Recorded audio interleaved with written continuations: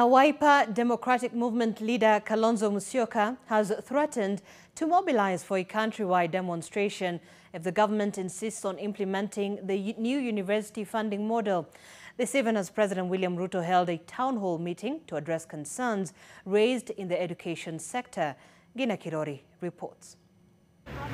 The higher education funding model launched by President William Ruto in May 2023 has ignited a mixed bag of reactions, with majority of students rejecting the model, which they term as discriminatory. The model categorizes students into different bands and lends support to them based on perceived monthly incomes. Confusion has, however, rocked the funding plan, with students, parents and guardians saying it does not reflect their true financial positions. The opposition leadership in the country has also thrown their weight behind the dissent towards the funding model, threatening mass action should the government insist on proceeding with it. This administration, which has no idea, absolutely no idea on how to go about it, that we will mobilize this country to say no, if you are going to make university education only for the rich and not for the poor will rise and claim their position.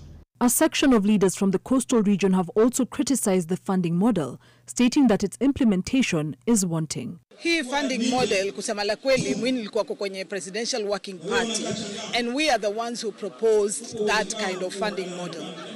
Unfortunately, this model, the problem is in the implementation, because hiyo model tulivyoifanya ni kwa sababu wakati huo wa zamani ilikuwa government ilikuwa inatakaniwa ilipe universities na TVET institution 80% and the parent atoe 20%. The Kenya Human Rights Commission has echoed the sentiments of the opponents of the funding plan, stating that it has already locked out thousands of students out of the opportunity to access quality education. The alarming number of students unable to secure loans or scholarship highlights a funding model that is purely conceived and fails to protect the people from systemic exclusion, a persistent feature of Kenya's governments. Gina Kirori, NTV. Reflecting